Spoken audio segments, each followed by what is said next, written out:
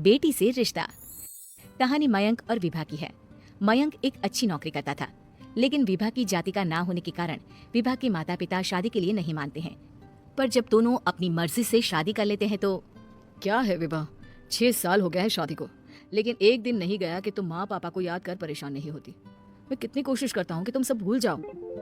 कोई नहीं भूल पाता है मयंक। माँ पापा को कोई कैसे भूल सकता है। तभी सास का फोन आता है। मान लो विभा से बात कर लो, आज उसे अपनी माँ की बहुत याद आ रही है। बेटा विभा, मैं आ जाऊं? हम दोनों चलेंगे तेरे माँ पापा के पास। बोलो। ना माँ जी, वो आप लोगों को कुछ बोलेंगे तो मुझे और भी बुरा लगेगा। आखिर आप भी मेरी माँ ही तो हैं। अरे सुन लेंगे ना यार, कोई बात नहीं, बोलेंगे ही ना। चलो माँ, मैं फोन रख रहा हूँ। वो क्या है ना, आज विभा को लेकर डॉक्टर के पास जाना है। बहुत दिनों से इसके सर पर लगातार दर्द हो रहा है। अरे हाँ हाँ, ले जा बेटा, सर दर्द को हल्के में नहीं लेना चाहिए। वैसे भी ना बहू सोचती बहुत है। मयंक माँ का फोन रख देता है और दोनों कार से अस्पताल जाते हैं। लेकिन जैसे ही वो लोग अस्पताल जाते हैं, विभा को स्ट्रेचर में नर्स उसकी माँ को लेकर जा रही दिखती है। मयंक, माँ, मयंक वो मेरी माँ है। इतने सालों बाद देखी भी तो इस हाल में मैं उनके पास जा रही हूँ। अरे रुको, कहीं वो लोग तुम्हें देखकर और परेशान ना हो जाए, या फिर तुम्हें कुछ बोल ना दे विभा, तुम फिर परेशान हो जाओगी। मयंक कैसी बात कर रहे हो, वो माँ है मेरी। विभा पास खड़े अपने चाचा चाची से बात करने की कोशिश करती है, लेकिन वाह, तेरे जैसी बेटी जिसकी हो वो तो मर ही जाए तो अच्छा है। वैसे पार्क में पैर फिसला है तेरी माँ का, रीढ़ की हड्डी टूटी है। रिद्धि को चाची की बात का बिल्कुल बुरा नहीं लगता। शायद वो सुन ही नहीं रही थी कि चाची क्या कह रही थी। वो सीधे माँ के कमरे में जाती है। कौन है आप? ये मेरी माँ है, मेरा नाम रिद्धि। रिद्धि नाम है ना आपका? दर्द में भी ये आपका ही नाम ले रही थी।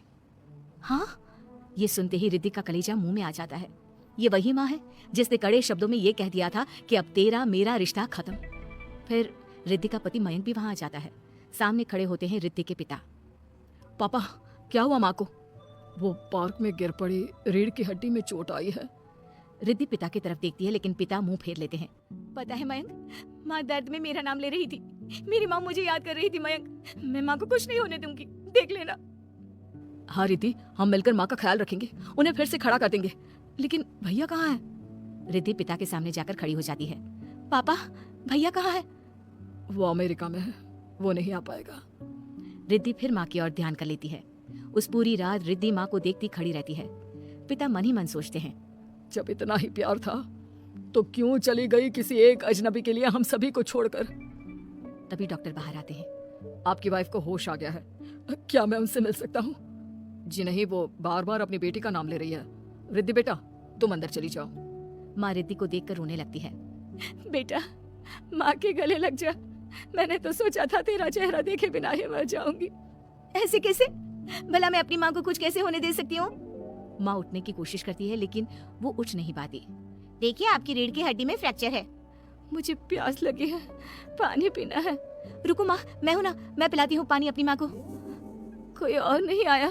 तेरे चाची चाचा आए थे माँ, पर शायद मुझे देखकर चले गए। जाने थे, इस वक्त भी पुरानी रंजिश देख रहे हैं। और रंजिश भी कैसी? माँ अपनी बेटी से नाराज ही तो थी। रिद्धि अब पूरे समय माँ के साथ रहती है।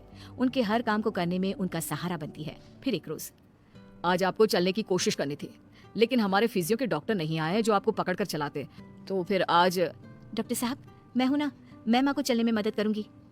रिद्धि माँ को चलाती फिराती, उनके खाने पीने का ख्याल